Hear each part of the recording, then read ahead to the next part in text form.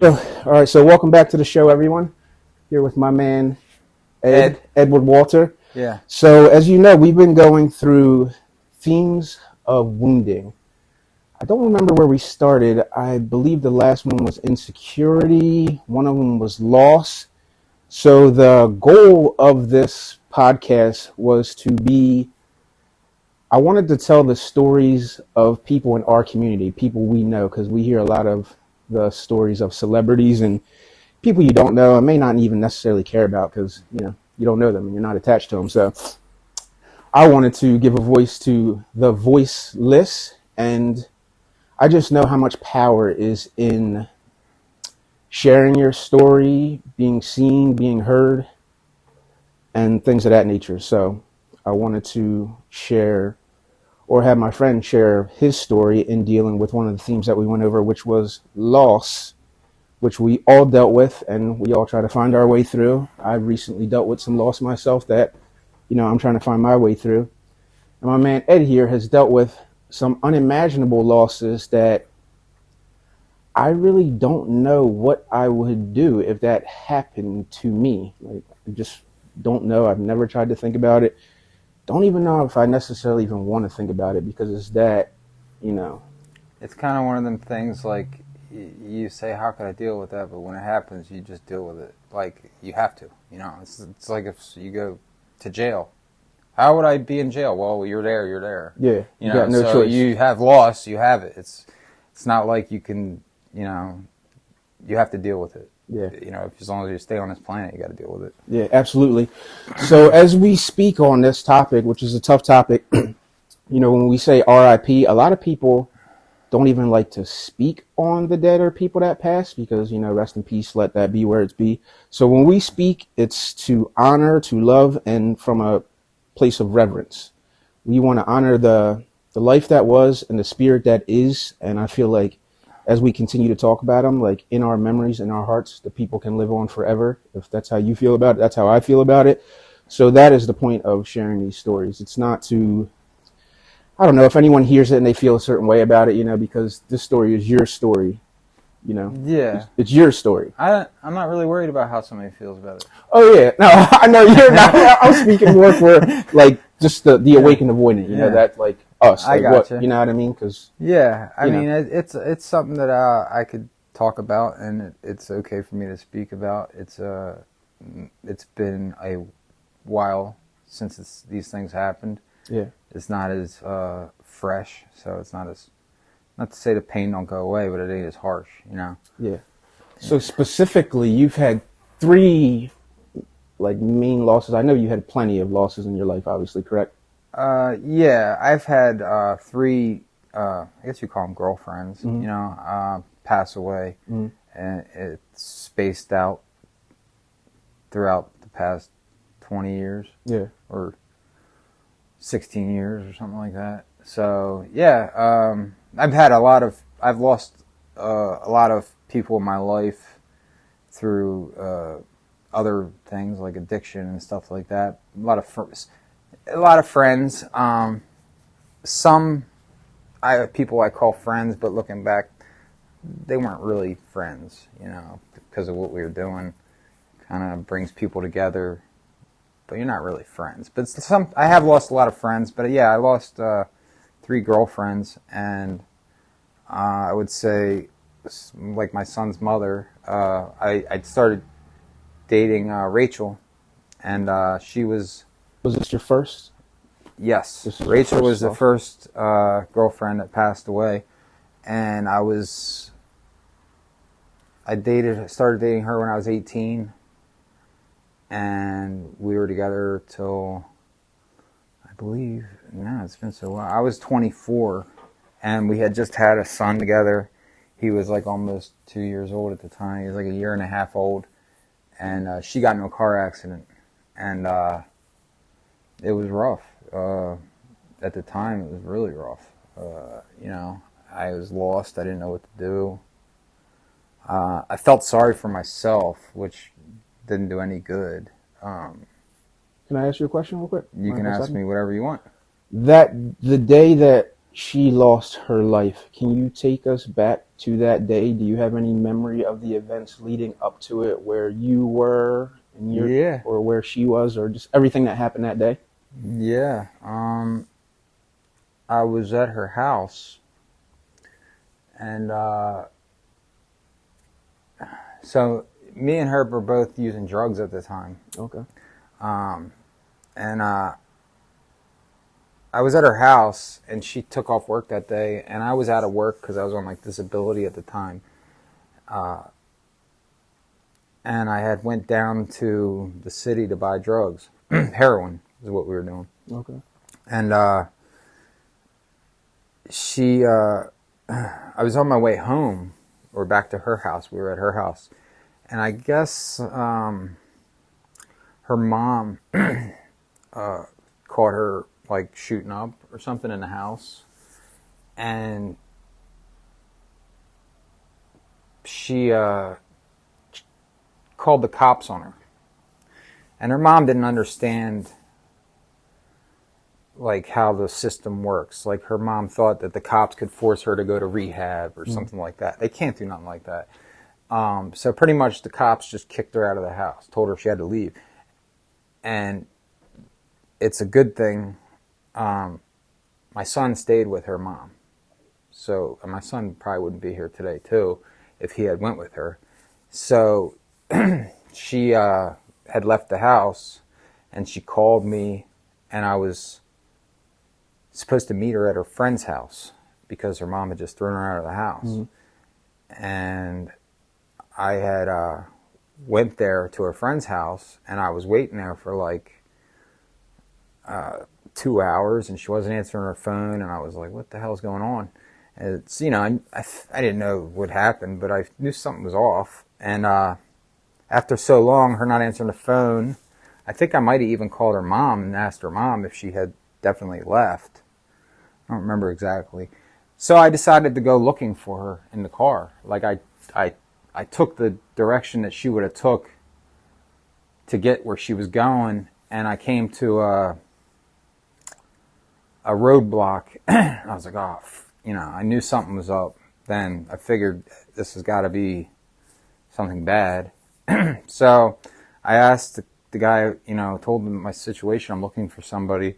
And he said there was a car accident. And I said, well, I want to, you know, talk to somebody and see if this is the person I'm looking for. So he told me to go around. So I had to like drive around half the town to get to the other side where they had the roadblock because he couldn't let me in there for some reason. Mm-hmm. So I went around like a 2-mile circle to go to the other end of the road where it was blocked off. And they let me in. And I went up to the, I went up to the fire police people, wherever they were. And and they wouldn't let me get close, but I said, you know, I'm looking for so-and-so. And I saw the cars. There was 2 cars. She got in a car accident. And I couldn't even recognize the car. It was pretty beat up. Like, it was, I mean, I kind of knew it was her car, but I wasn't 100% sure. And I said, you know, is that a Honda Civic? You know, and the guy's like, yeah. And I said, well, you know, where's the people at? I said, you know, he said, well, there's people who were taken to the hospital. I was like, well, I'm looking for the person that was driving a Honda Civic. And then the guy came back and he's like, well, one person was deceased, or I forget how he worded it. Mm-hmm. And I was like, oh, shit. So I kind of knew, like, that in my heart, I was like, something's wrong. And then I guess it was definitely the wrong timing or thing to do. But the first thing I do is I called her mom, you know, on the phone. Yeah. I called her, and I was like, I think, you know, Rachel's dead, you know. And her mom's like, what? And then this guy comes up to me and he says, hang up the phone right now. And I hung up the phone. Here it was like a detective. Mm-hmm. He's like, you can't tell somebody that on the phone. I'm like, oh, fuck am I supposed to know? Yeah. You know? Anyways, so and you can do whatever you want, but well, yeah, but yeah. I understand where he was coming from, but then, so I told her mom this and hung up. Then her mom's blowing my phone up, and I'm not answering because the guy's talking to me. Yeah. And he told me that she passed away, and he asked the story, and I told him the whole situation because he was like, well, how did you know to come find her and this and that, you know? Yeah. And I told him I was waiting for her, and,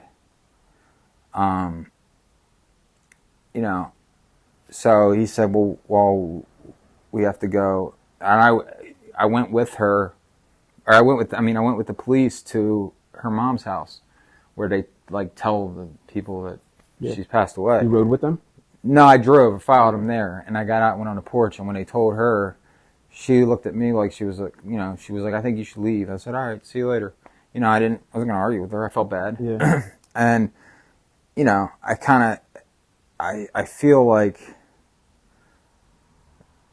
it's nobody's fault but her own, but it's some part of it. I had some anger because her mom had called the cops on her and had her leave the house, and the cops let her drive off. If she was just shooting up heroin, why the heck is she driving car? Why would anyone let her drive? And her mom, I understand what her mom didn't think that was going to happen. I'm sure her mom felt guilty about it. I know she had to. But yeah, that was that's pretty much what happened that night. And then I went home and I went to the funeral and all that stuff and tried to keep peace with her mother and still visit my child that we and he was like I said, he was not even 2 yet, so he had like maybe some type of issues with separating from his mom because he didn't, but a little separation anxiety. Well, no, he'd cry a lot and it was hard to get him, but I don't think he really, obviously he didn't know what happened. Yeah. He was of the age where he could say a few words. He couldn't explain nothing to him. And now that he's older, he don't even. He's 17. He don't remember his mother. He only knows stories about her and stuff like that. Yeah, he was too young. Yeah, so that was the first of the 3 girlfriends that I had pass away. Can I ask you a question? Yeah. When something like that happens in our lives, we try to find ways through it and, heal from it. And everyone has a different process, how we grieve. Did you grieve the loss? Have you grieved the loss? What was your process like? Have you healed from it? Yes, I have, but not at first. So we were, like I said, we were both using drugs, and that just made me dive deeper into that. So I was comatose pretty much for the next 1.5 years, and that's at the time I thought that was dealing with it. So you were numbing it. Yeah, but when you numb it, I realized over the time that the only thing that heals those kind of wounds is time. No matter, you can't fast forward it, you can't slow it down. Time is what it takes for you to deal with that stuff. And other things also, I guess. But time is what it takes. Yeah. And even if you numb yourself or something like that, that time doesn't really start. Yeah. Like I was using drugs and I was, so I didn't actually start to deal with it until I was clean. I got you. So the process didn't begin until you were able to confront it in a sober state. Yeah. Gotcha. And there was other, there are most relationships aren't perfect. Probably none are. There was a lot of things that I felt bad about too. Like, things that I should have did different in our relationship. Things you can't take back that you did. That kind of stuff hurt me, I guess you would say. You carried some guilt? Yeah. I carried guilt about, just how there was times where I wasn't the greatest boyfriend, what I mean? Yeah, so, but it took me, I don't know, that happened in 2008, and, no, I'm sorry, 2007, it was a long time ago. That happened in 2007, and I didn't really deal with it until, I wouldn't say, it took me about 2 years. Yeah, 2 years before I wasn't a mess and I could deal with it. it's always, hurtful to think about it a little bit, but Mm-hmm. like I said, it takes time for me, everybody's different. For me, it takes time to deal with that kind of stuff. Yeah. And it also made you realize, that I used to tell myself, there's a lot of people in this world that lose people. It's not like it happens every day. I don't know what the rate of people getting in car accidents or dying, but somebody's losing somebody like every couple minutes, probably. Yeah. And right now as we speak. Yeah, right now there's probably people losing people. So it's part of this life we live in. Unexpected. I don't know. So acceptance. You're finding some acceptance. Yeah, and I honestly don't know, like, what is easier. I don't think it really makes a difference. But some people have people die, and it's not unexpected. Like somebody that's dying of cancer, you know they're going to pass away. I haven't had that. The 3 girlfriends that I've had pass away, it was all sudden. Like 1 minute they're there, 1 minute they're not, and not unknowing. So I don't know if it makes it any different. To me, I would think it really doesn't. Maybe you get if somebody's, expected to be gone, I guess you could tell them everything you want before they're gone. But other than that, it doesn't really seem to make much of a difference to me. Yeah. I don't know if I've ever... Did I know? No. Everyone that I've known, I think, was like you said, just kind of like that. Sudden. I've never had any preparation. I would imagine that there's some solace that you find something in being able to prepare for the loss, as opposed to it just happening suddenly and it just being like a whirlwind of shit that you have to deal with and emotions just raining on you. And the fact that you have to carry on through life, your regular life while dealing with it, as opposed to just the ability to prepare for it. So, yeah. But yeah, that's a crazy story. Very unfortunate. I knew Rachel personally as well. Like, we known each other since we were kids. Yeah. I think like 5th grade, probably. I came around in 5th grade. Oh, 4th grade? Yeah, 4th Maybe. or 5th grade, I think. I don't remember. Yeah, I believe it was 5th 5th. grade. It was like, I don't know either. Mrs. McHugh? Yeah, one or the other. But yeah, so we know each other a lot of years, and I knew her through high school.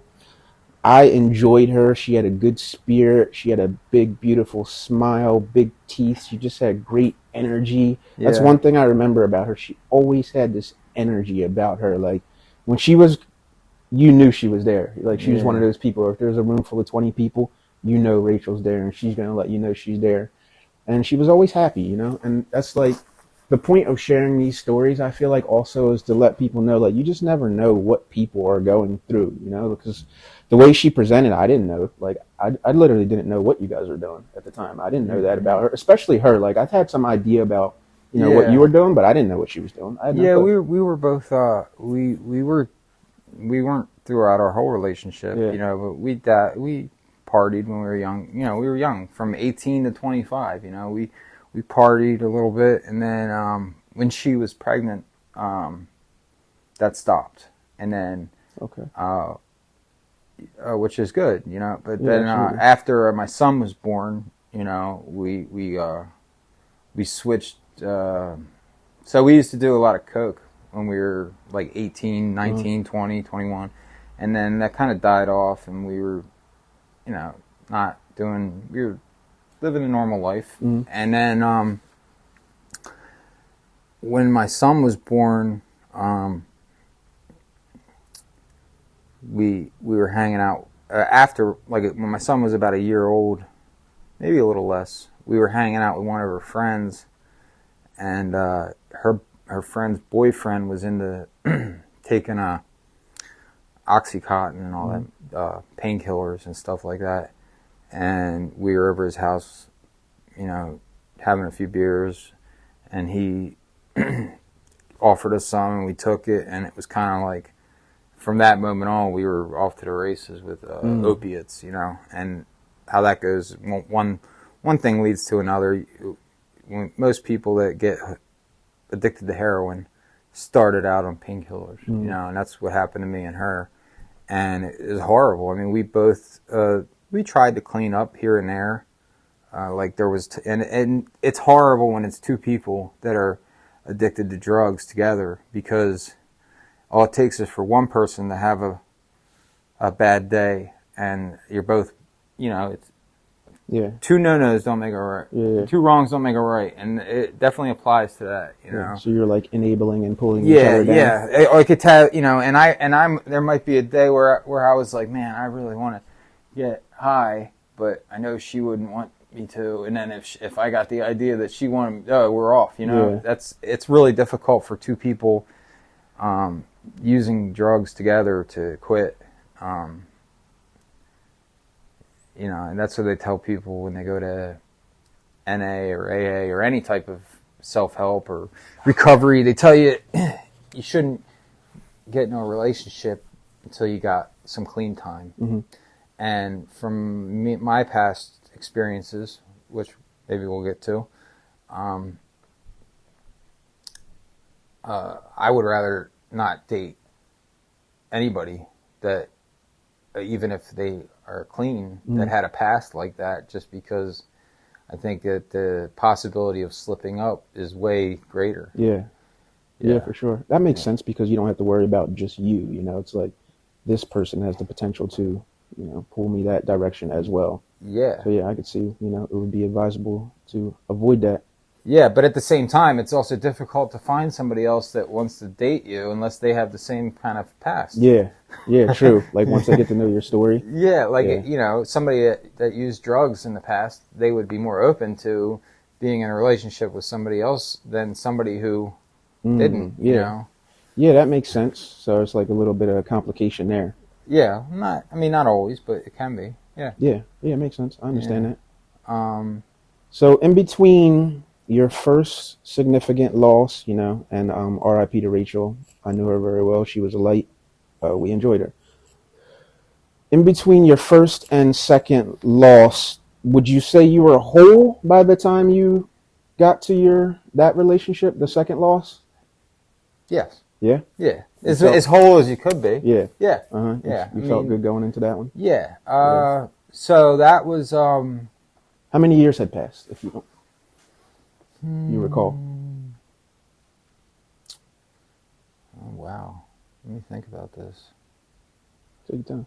2010? Probably 3. Yeah.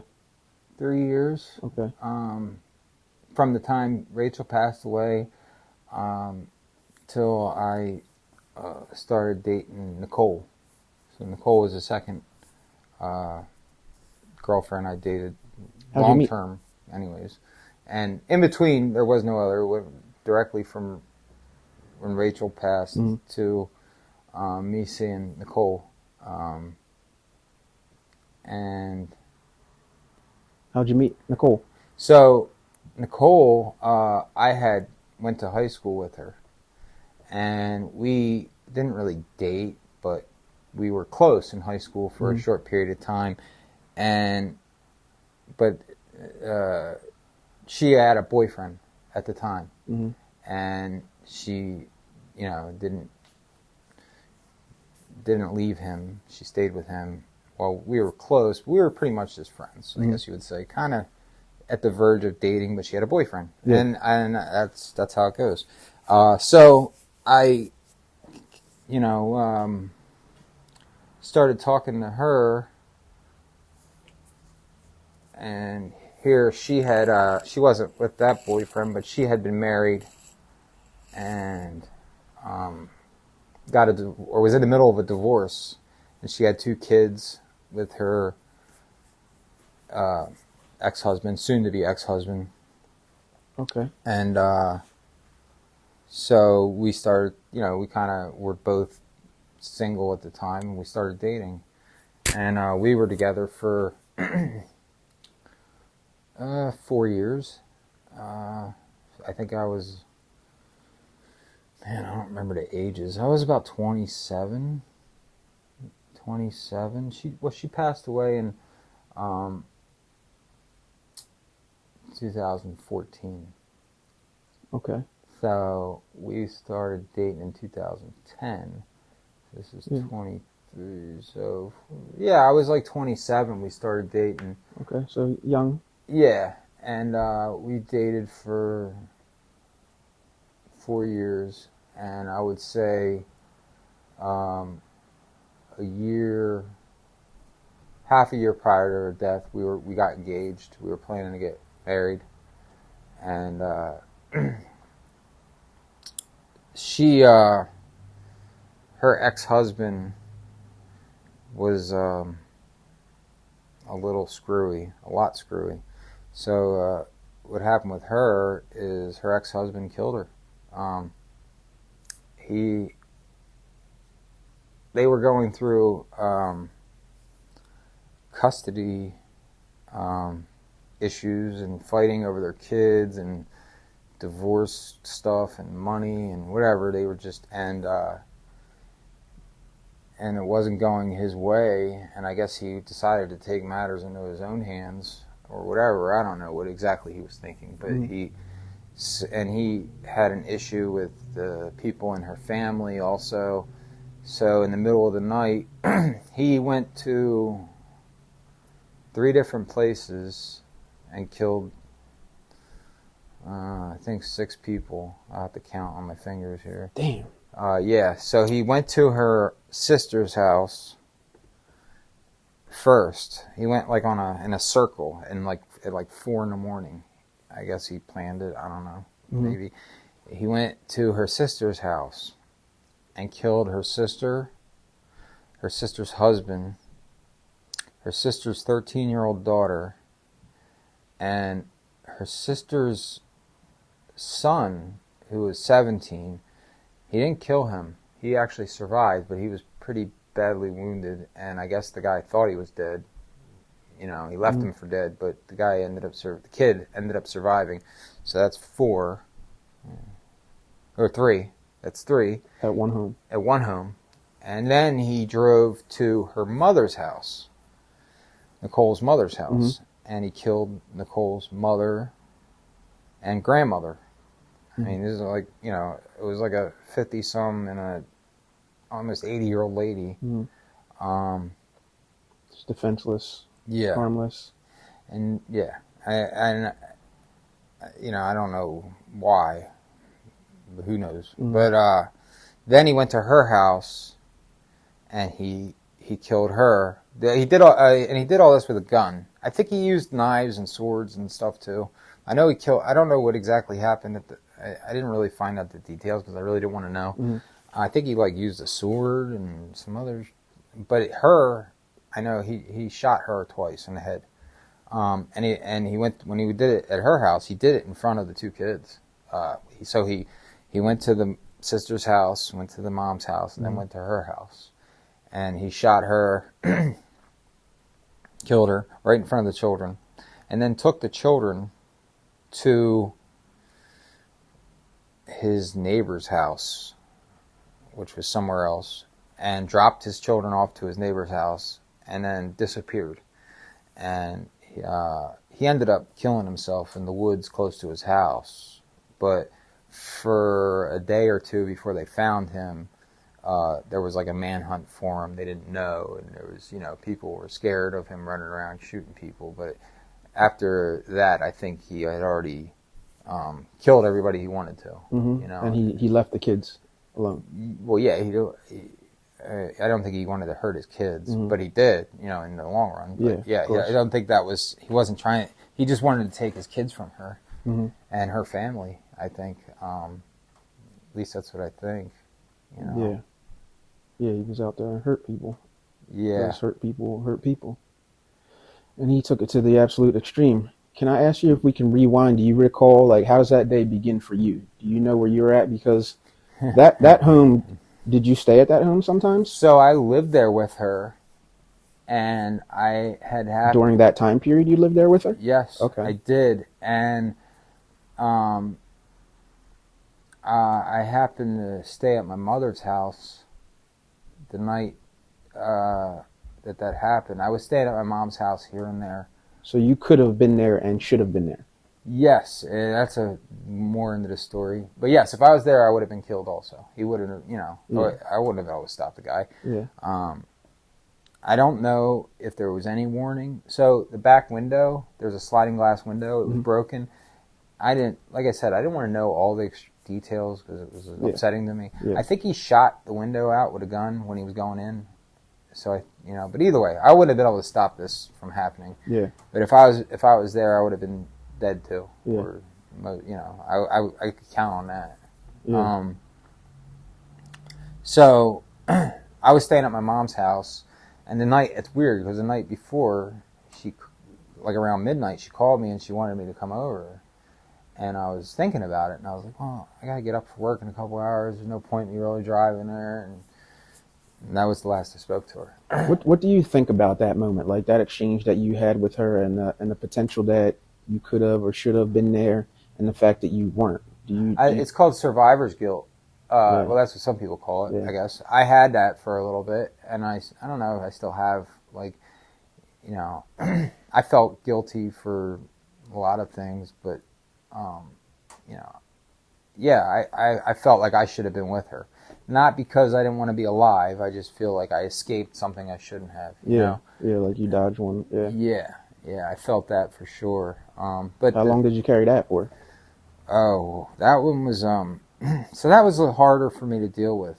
Not that I cared more or less about her more than the other. It was just harder for me to deal with that one. How did you? What did you go to? How did you cope with that after?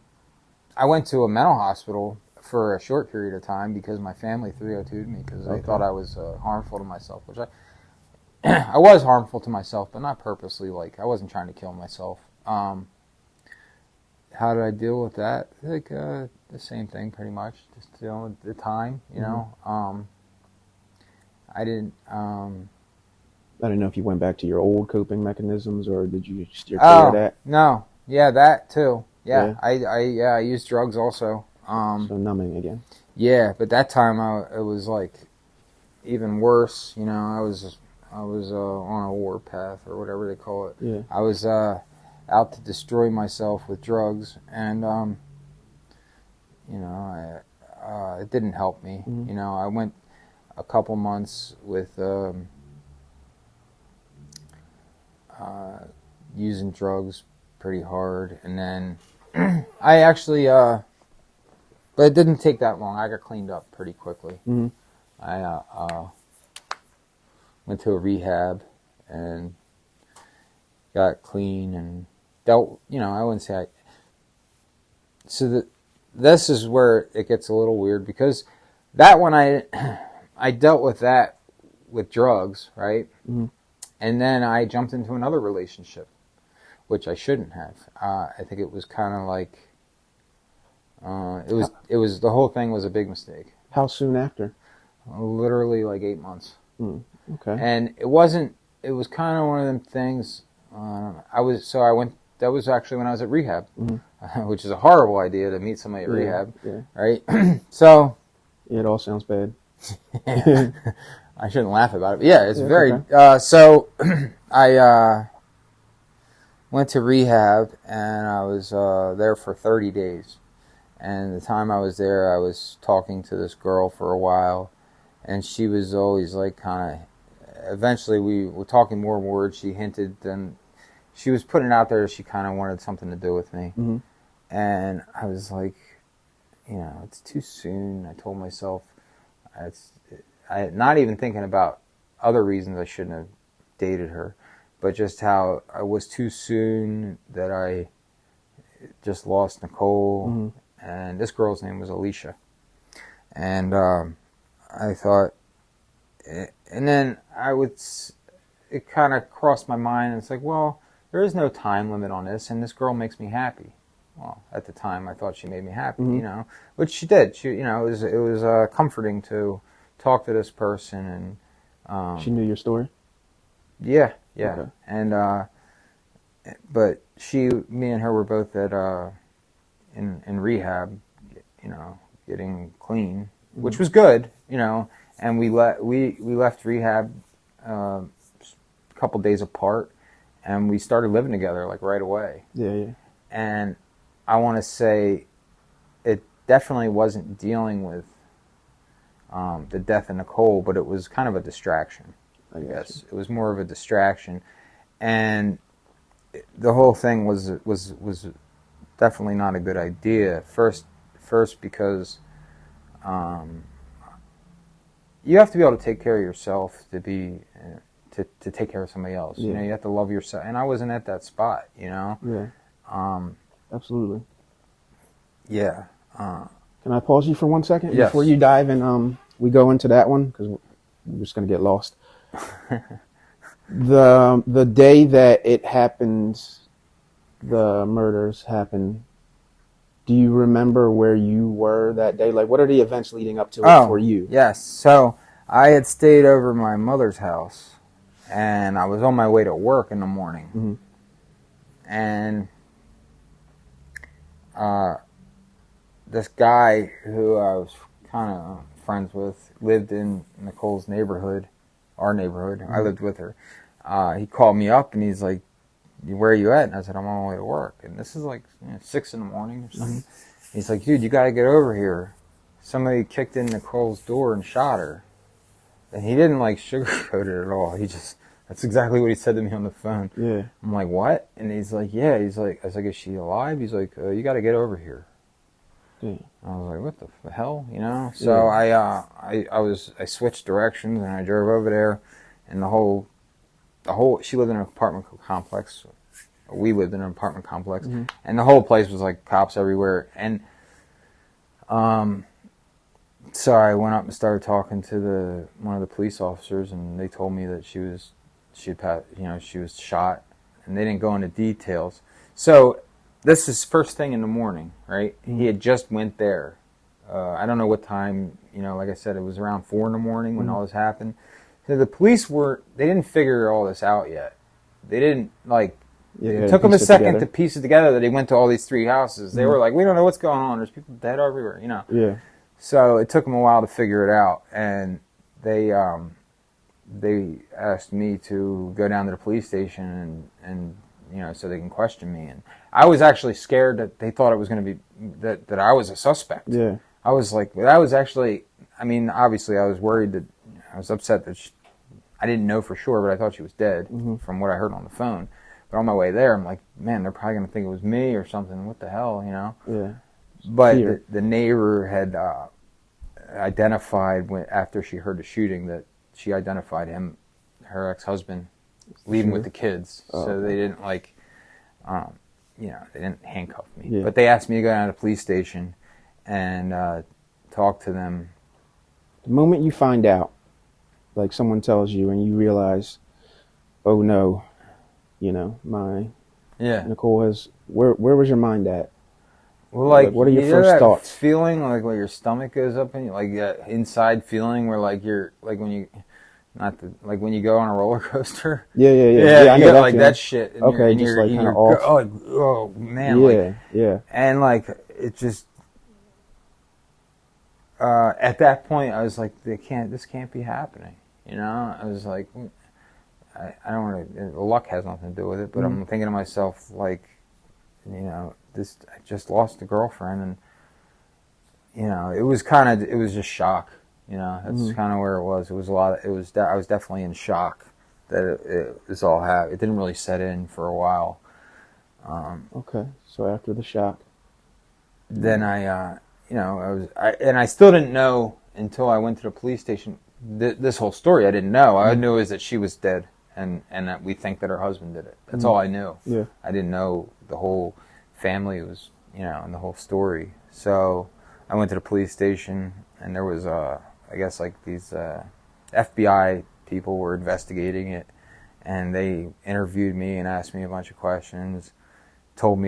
Then they told me what exactly happened. And it was very, I saw her. The only person left in her family was her father. He showed up there, and I saw him there. It definitely disgusted me, the whole thing. When they told you, were you shocked at all? Like, what type of relationship that they had? Like, obviously, no one can see something like this coming. What was it like? Tumultuous to the point where, when you heard it, you're. No, I was surprised. I was very surprised. And it's crazy because she used to always tell me this, and obviously she was married to the guy, so she knew him better than I did. And she would say, one day he's going to do something like, nuts. And I used to be like, shut up. Like, what are you talking about? Like, hey. Then sure as shit, she called it. She was right. Yeah, I mean, I didn't, she used to say, like, one day he's going to do something crazy. And he used to tell her, like, I guess he told her when they were getting divorced, like, he's like, I'm going to destroy you. And damn. Yeah, like. Yeah. No one would think that he meant destruction at that level. Yeah. And then, like, they blamed it on him. So he was military, right? He was like a Marine Reserves or something like that. And he was overseas, but he was like a weatherman or something. Like, And she told me stories like he would call and cry, get me out of here. And she got him out of being overseas because they had complications with the pregnancy with her second child. Okay. So they blamed it on like PTSD. And obviously the guy had mental problems, but he didn't have he wasn't like a combat veteran that saw. Yeah. No, it wasn't none of that. He was just an asshole. Not that kind of trauma. Yeah, he had issues, but I don't know. It wasn't, they were like, oh, this veteran with PTSD did this and all that. Okay. But like, she told me when he was overseas, the worst thing he saw was like a camel get ran over by a Humvee. Like, okay. So you think they kind of used that narrative, like the convenience they pointed of it at that, like it was, but he had, well, obviously he had issues, and she divorced him because he had multiple issues. I guess he was unfaithful to her, and I guess she didn't get along with him too well. And she tried not to divorce him, she said, but he was cheating on her, with men too. It wasn't. Oh shit. She was cheating on. Yeah, she had found him on like men's dating websites and stuff like that. Oh, okay. And she didn't like divorce him right away. Like she tried to get him to get help, or not because of that, but just because he's a sex addict of some sort or whatever, And it didn't work out. So I forget where I was going. That's with okay. That. So she loses her life in the most horrific way. Her and her family. Rest in peace to her and her family. You go to rehab, was it? Yeah, but not right away. It was like 7 months later. Maybe it might have even been the second. Because I think I went to rehab shortly after, and it didn't stick. I didn't go long enough. And then, but within the 7 months, about 7 months, I went to rehab again, and that's when I met the other Alicia. The third. Yeah. Loss. Significant loss. But so when the thing happened with Nicole, like I really felt, I felt sorry for her. I felt really horrible for her children. Mm-hmm. Oh, so being that the guy killed himself afterwards, her two daughters lost like their whole family. Yeah. They lost their mother, their grandmother, their great grandmother. They lost their father. They lost their aunt, their uncle, and their cousin. Damn. That's crazy. So they lost their whole family in one night. Yeah. Mm-hmm. I mean, and I don't know. I lost touch with them. I seen them at her funeral. I was engaged to her, but I wasn't legally married. And his wife, they were married, so his wife got the kids. The two girls. Oh, really? Even though he's the one that committed the murders and all that, his wife wasn't messed up in the head. And wasn't like. That is an interesting story. For sure. Yeah, and I think the children were kind of like there was like split between her and like the county. Mm-hmm. There was like some mediator woman. I don't know how that works. So when you lost Nicole, you guys were engaged. Yes. How long prior had you been engaged prior to her passing? Well, her murder is what it was. Let me think. All right, not quite a year, but get close to it. I would say, oh yeah, maybe like 10 months, 11 months, something like that. Okay. So after losing Rachel, which is the mother of your son, Yeah, we you were engaged too. Rachel? Yeah, Okay. but actually, when Rachel died, uh, um, we were like obviously hanging out together, but our relationship, we had our issues. We had broken up for a little bit, so I don't know. We weren't really engaged, but we were But at we some were point, spending time together. yeah. But I at don't some point, know. you had been engaged. Yes, Okay. yes, yes. So you're engaged to Rachel, the mother of your son. Lose Yeah. her. You're engaged to Nicole for X Yeah. amount of months. Lose her. Then Then I met. sometime in between, there's a 7-month window between meeting. Yes, Your final? and then I met Alicia, and like I said, I thought when I first met her, I kind of was like, no, I don't want none of that right now, Mhm. you know. And then as I was, you know, it came to me that, you know, well, if she makes me happy, you know, but that was all. So I met her in rehab. We started living together. We did well for a little while, not very long, like 2 months maybe. Can I ask a quick question? Yeah. When you meet Alicia in the rehab and she finds out your situation and knows what you're dealing with and going through, is there any apprehension on her part to engage, or No, was it she just like was a full actually the speed one ahead? that engaged more than me. Okay, even knowing your story, nothing Yes, else? she was like the one that kind of like put herself out there. Mhm. Like I wasn't really, you know. You think she needed you, or you think she wanted to help you? Like, what role do you think she was there to play when she showed up in your life? In her mind. Yeah, she was kind of going through the same. No, not the same thing. Went through a breakup, and I think she was just in a place where she needed another person. Okay. You know, she needed to be in a relationship. I got you. Some people need that, you Yeah. know. And I, at that time, it was kind of like just felt comforting to me, and it felt like the right thing to do. Yeah. And I had somewhat of a clear head, but not completely, I guess. It was a bad decision. Yeah. So It makes sense, though, to have the love and support of someone in a moment where you're devastated and crushed. I mean, obviously, of course, you know, we're all human. We're going to gravitate to that. You know? yeah, but looking back, it was pretty much a diversion. Yeah. You know, and that's not Yeah, really. you said a distraction initially. Yeah, that's not really a good thing. So Yeah, distracting from dealing with what you need to deal with. Our story isn't that long, me and hers. We were clean for about 2 months, and then we both relapsed together. Mm-hmm. And after that, our relationship was a mess. Our lives were a mess. For 2 years we were together. Mm-hmm.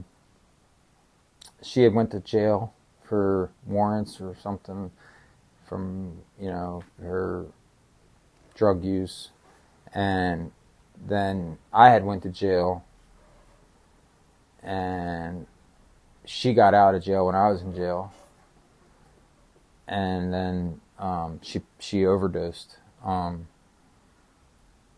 died While you were in jail. Yeah. How did you find out?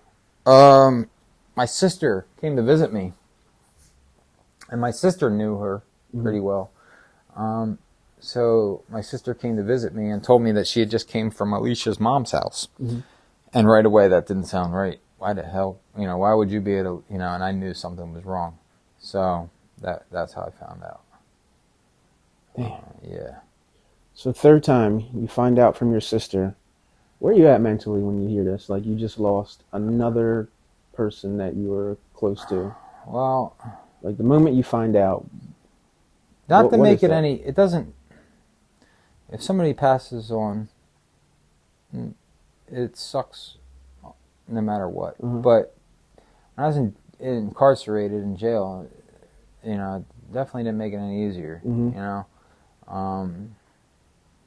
I was very upset, you know. At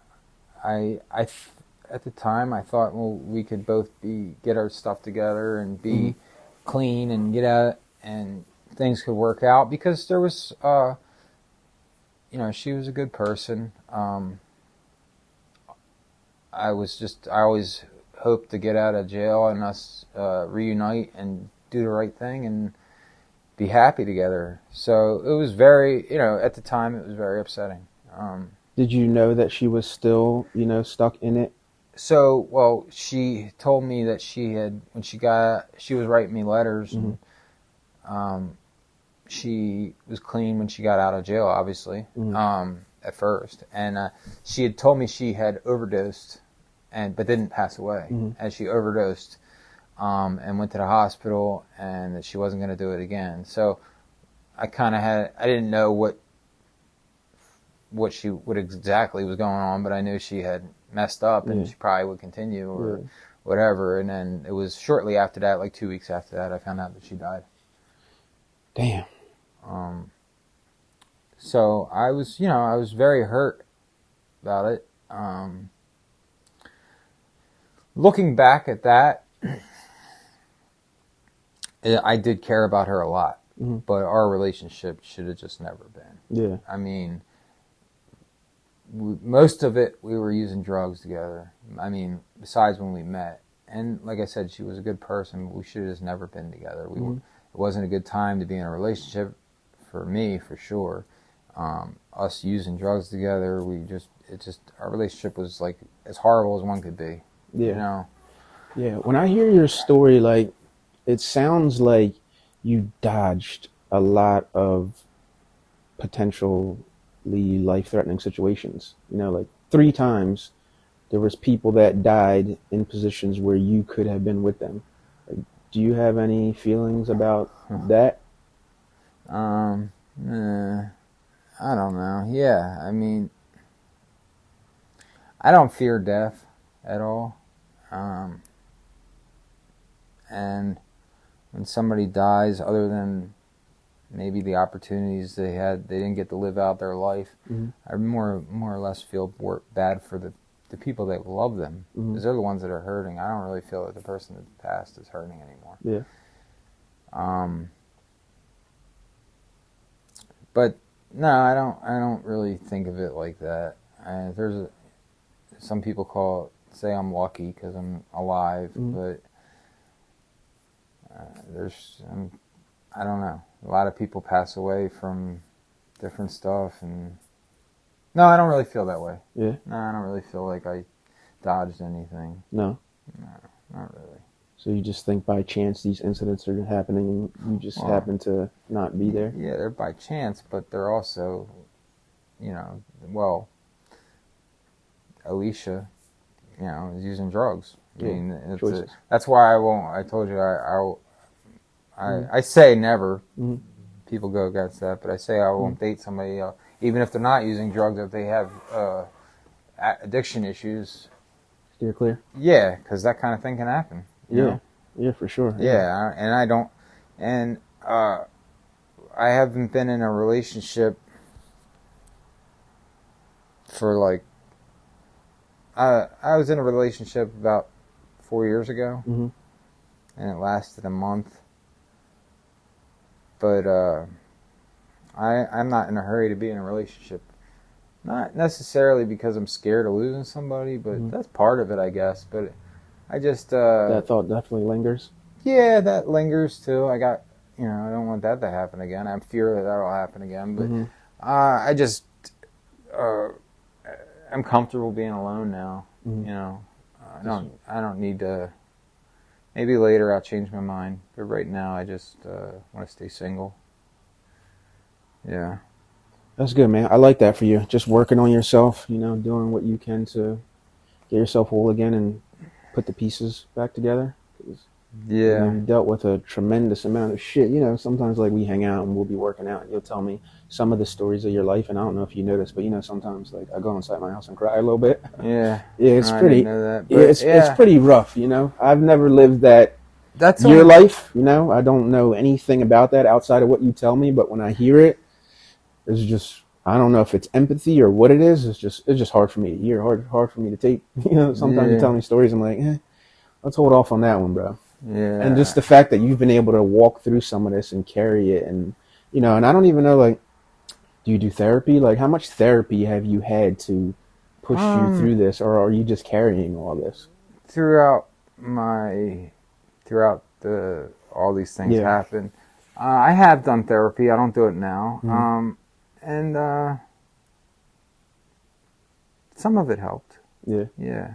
But like there was a time where I was on antidepressant medication, and it definitely like makes things easier, I guess. But at the same time, it kind of makes you a little too numb, Mm. Yeah. Yeah. And there's a time and a place for everything, I guess. And there was a time where that was right for me, but Mhm. I didn't continue taking it because I felt I didn't need it anymore. Gotcha. I don't really hold any. It's not like that. These things weigh me down anymore. Okay. You know. So you don't carry it. No. Yeah. No. And like I said, yeah, I feel certain ways. I hate to see because of me losing 3 girlfriends. When people treat their girlfriend like shit, I hate to see that. Yeah. Because I think to myself, like, dude, Yeah. I guess because there's times where I was treated somebody unfairly, and you can't take that back when they're gone. And I look back and I'm like, when I see people treating their significant other, or whatever, their girlfriend, usually it's that way. Yeah. Not the girlfriend treating the boyfriend like shit. Yeah. Either way, though, when I see people treat each other like that, it disgusts me. Yeah. You feel some kind of way because you realize that person doesn't realize how quickly you can lose that. Yeah. Yeah, You for can't sure. take that back. Yeah, absolutely. And you got to live with it. Yeah. Yeah, for sure. Yeah. Yeah. Yeah. We take, people take things for granted. Yeah. So, yeah, I can imagine that could be hard for you to see that. Bro, you got a hell of a story. And moving forward, how do you feel about relationships? Uh, I know you just addressed it like a little bit yeah, there like, previously. Like, any so, apprehension at all, or? like, so I would be in another relationship, but I sure ain't looking for one. Yeah. And maybe in a little time. Right now, I'm working on myself. Yeah. I think I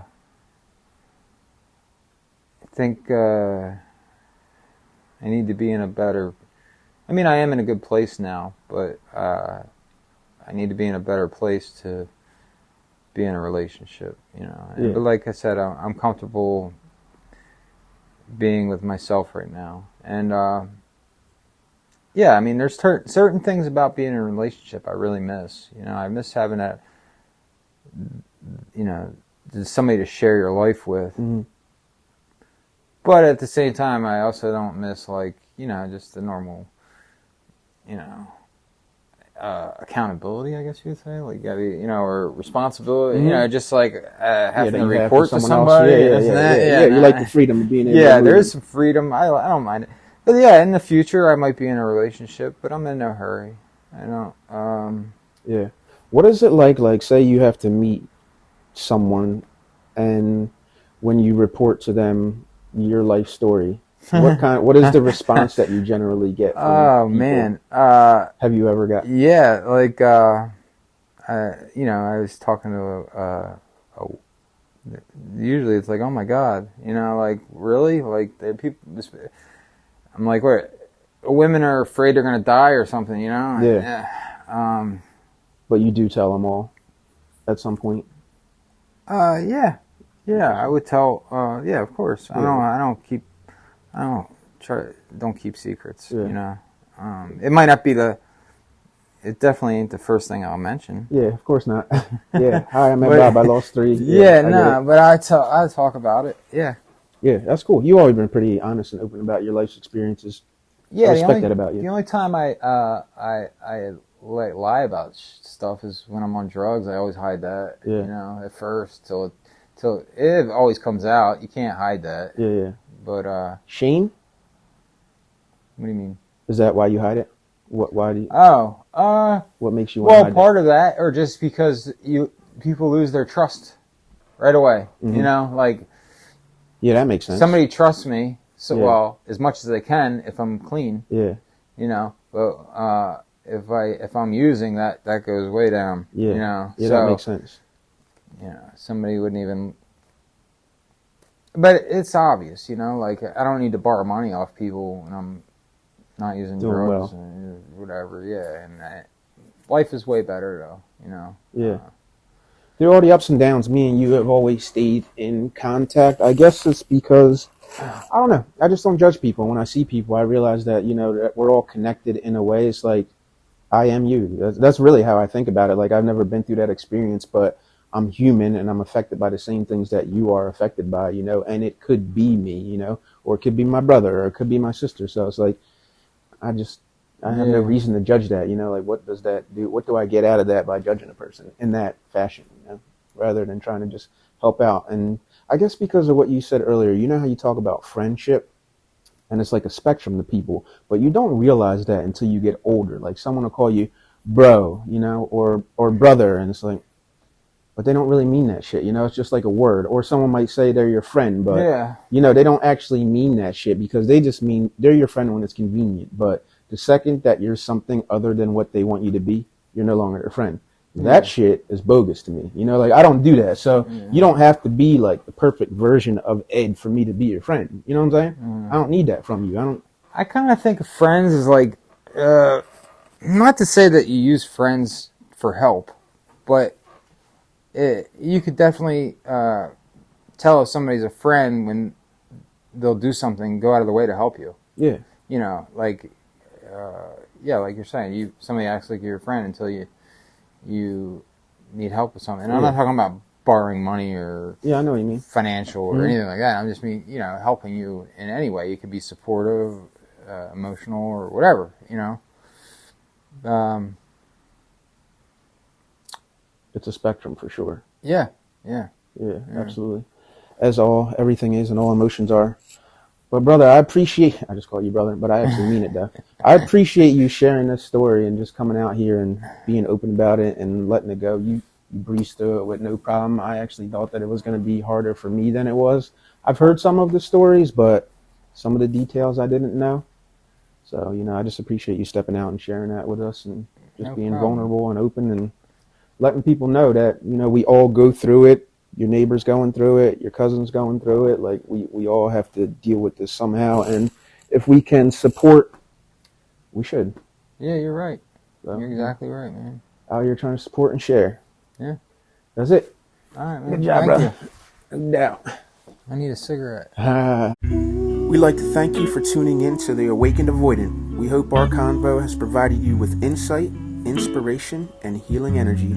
As you go about your week, let's continue to work together to heal ourselves and our community. Stay safe and continue to spread healing vibes wherever you go.